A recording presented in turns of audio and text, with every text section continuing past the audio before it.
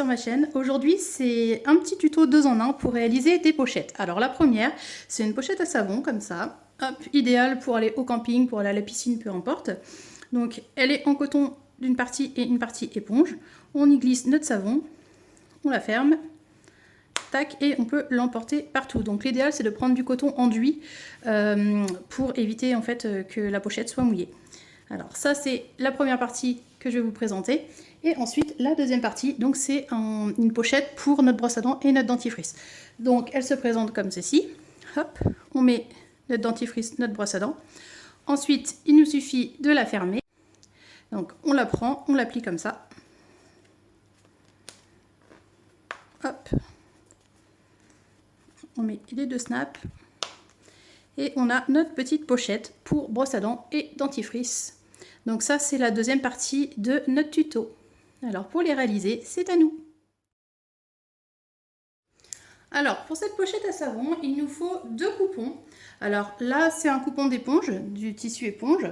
Et là, on est sur du coton ou du coton enduit, c'est comme vous voulez. Alors moi, j'ai utilisé un coton que j'ai enduit avec de l'eau d'Icote pour qu'il ait un aspect donc enduit. Et lorsqu'on s'en sert sous la douche par exemple, et ben, au moins le tissu n'est pas mouillé. Alors on est sur des coupons qui mesurent 24 comme ça et 15 comme ça. 24 et 15. Et il nous faut également un bouton snap.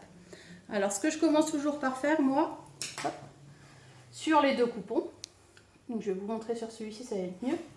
Mais ce que je commence toujours par faire, c'est faire un petit arrondi à ce niveau-là, histoire d'avoir quelque chose d'un petit peu, hop, un petit peu arrondi comme ça.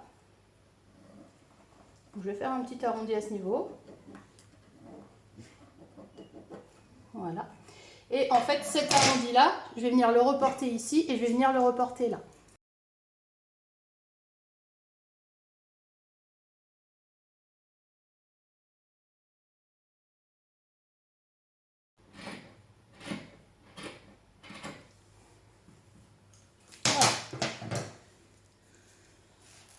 Donc déjà, on a fait les arrondis à ce niveau-là. Maintenant, ce que je vais venir faire, c'est que je vais venir faire un repère à 14 cm d'ici à là. Hop, 14, qu'est-ce que je raconte? À 17 cm, pardon. Donc d'ici à là, je vais marquer un repère à 17 cm. D'ici à là, je marque un repère à 17 cm. Pour l'instant, ne marquez-le que sur le coton, c'est amplement suffisant. Vous faites un petit encoche à ce niveau-là. Voilà. Donc on va venir positionner endroit contre endroit, comme ça, pour commencer. Et on va venir faire une couture à 1 cm du bord en bas. Ici, point d'arrêt, couture au point droit, point d'arrêt. Une fois qu'on a fait notre couture à 1 cm du bord comme ça, et qu'on a marqué donc nos 2 repères, maintenant ce qu'on va faire, c'est qu'on va venir, alors je déplie toujours pour voir si la couture est bien. Donc là, elle est bonne, c'est parfait. Ce que je vais faire, c'est que je prends ce coton.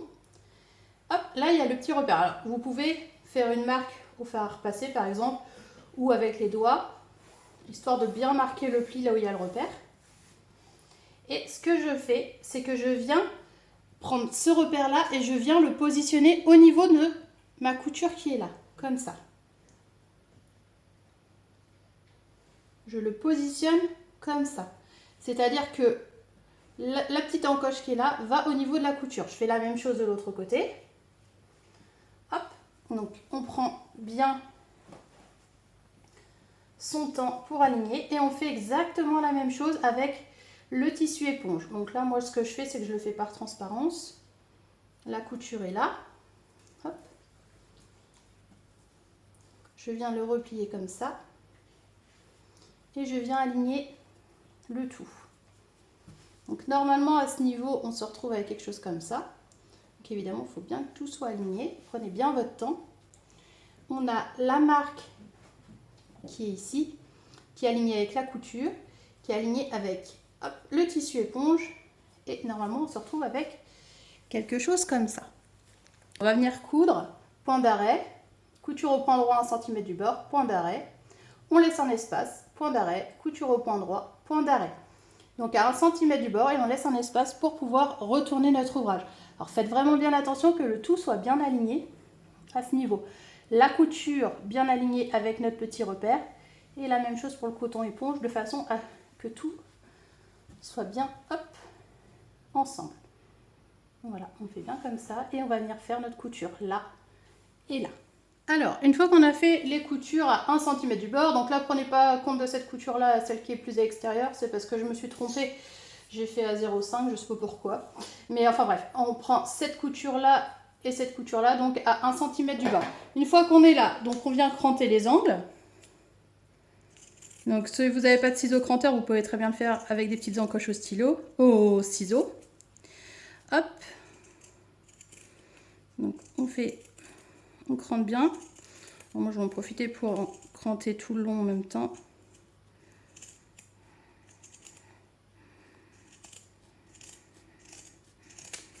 Hop.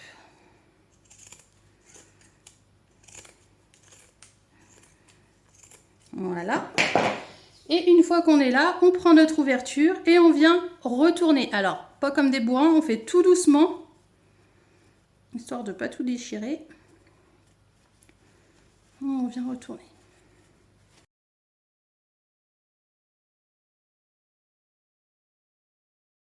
Voilà. Hop, on ressort bien les angles. On ressort bien l'arrondi à ce niveau. Et on va venir donc refermer. Alors, si vous n'êtes pas fort ou forte en couture invisible, ce qu'on peut faire, c'est faire une surpiqûre. Hop. Alors, on remet tout proprement.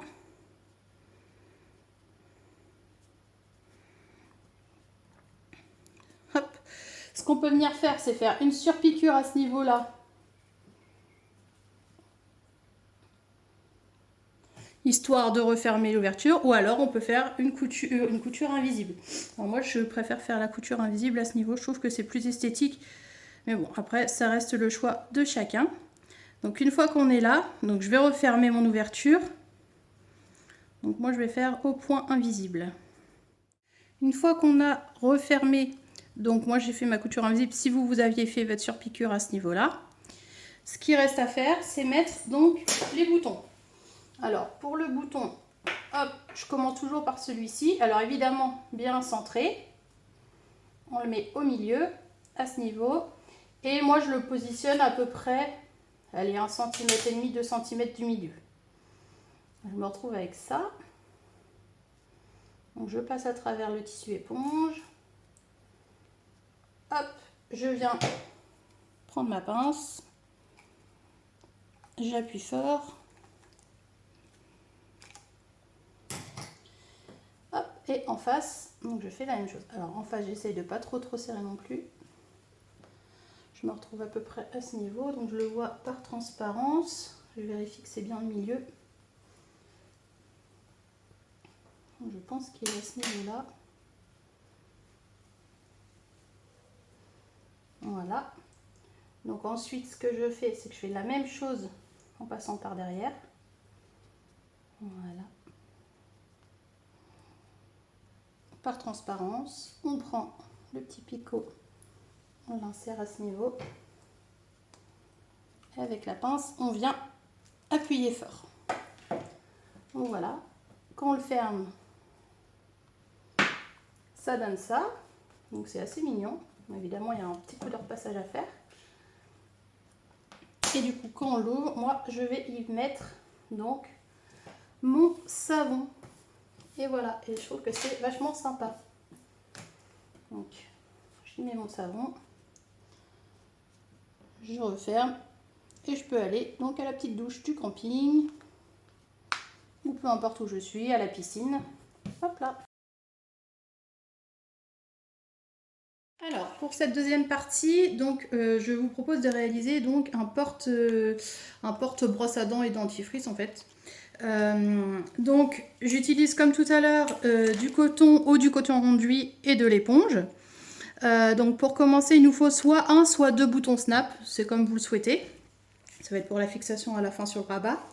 Il nous faut donc pour la partie principale, ici, une partie coton ou coton enduit et une partie éponge. Donc ça c'est des rectangles qui mesurent 23 sur 18.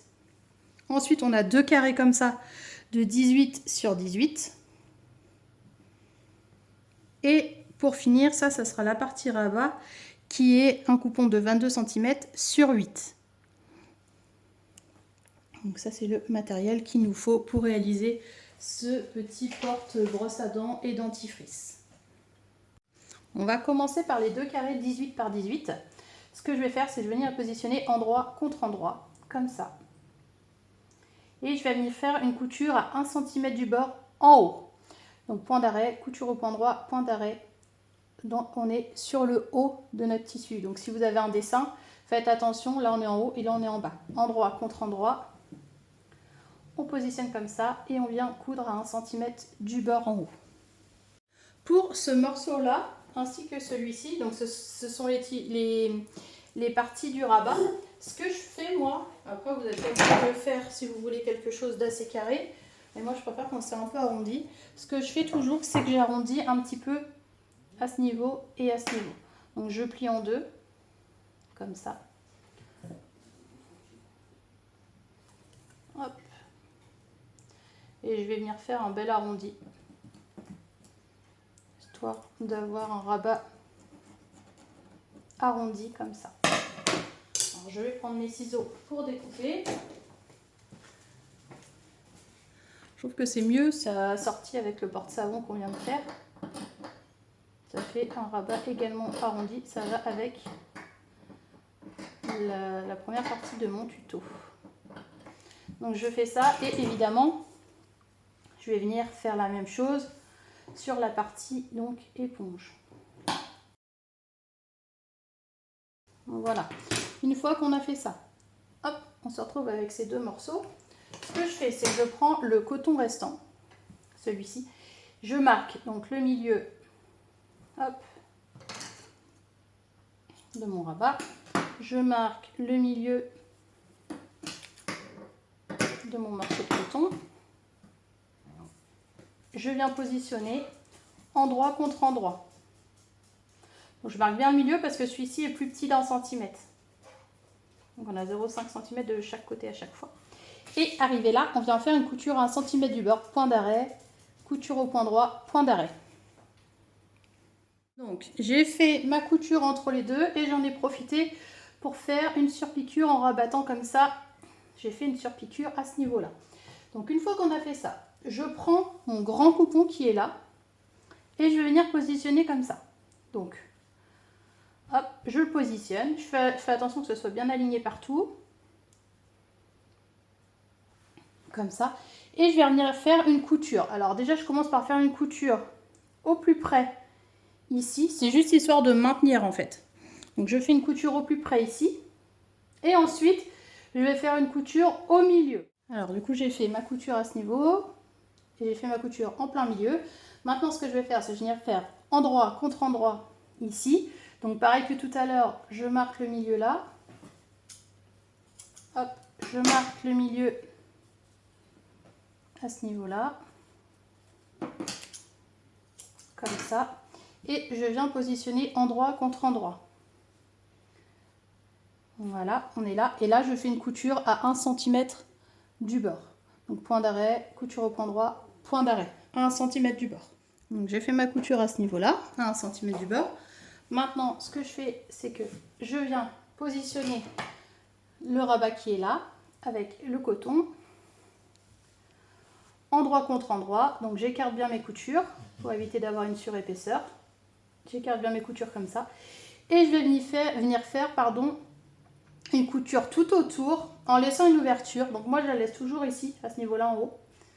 Hop, donc point d'arrêt, couture au point droit, tout autour, tout autour, tout autour, tout autour, point d'arrêt. Je laisse une ouverture à ce niveau-là pour pouvoir retourner donc à la fin mon ouvrage. Point d'arrêt, couture au point droit, tout autour à 1 cm du bord, point d'arrêt. Donc j'ai fait mes coutures, hop, à 1 cm du bord tout autour en laissant une ouverture. Donc maintenant, je vais venir cranter les angles, hop, qui sont là. Donc après, ce que vous pouvez faire également, c'est faire comme ça avec le ciseau si vous n'avez pas de ciseau cranteur. Moi je préfère cranter tout le tour comme ça, histoire d'avoir un bel arrondi.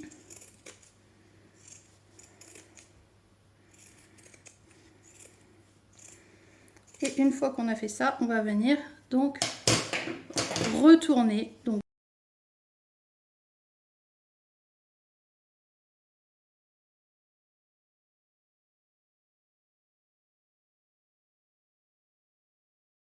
alors, ce qu'il vous reste à faire maintenant, hop, c'est refermer l'ouverture. Alors soit on refait une couture au plus près du bord tout autour. Alors là, il y a besoin de repasser un petit peu. Parce qu'à ce niveau, il y a une surépaisseur, donc c'est vrai que c'est pas mal de la couper un peu. Et du coup, hop, moi ce que j'aime bien faire, c'est venir refaire donc une surpiqûre tout autour. Et en plus, ça permet de venir, hop, refermer donc notre ouverture qui est là. Voilà, donc une fois que j'ai fait donc ma surpiqûre tout autour, on obtient ceci. Alors, il ne reste plus qu'à fixer les boutons. Alors, comme je vous ai dit tout à l'heure, soit un, soit deux, c'est vous qui décidez. Je vérifie que tout aille bien quand même dedans. Hop. Hop. Donc maintenant, je vais fermer. Et il ne me reste plus qu'à mettre les boutons snap. Donc, je vais en mettre un ici et un là, histoire de bien maintenir les deux. Donc, il ne me reste plus qu'à les fixer.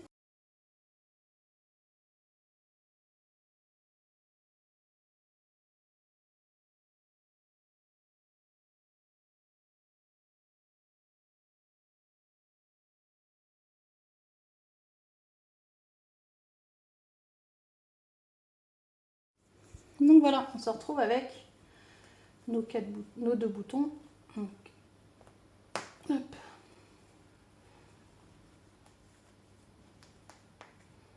Et hop, et notre petite pochette est maintenant prête.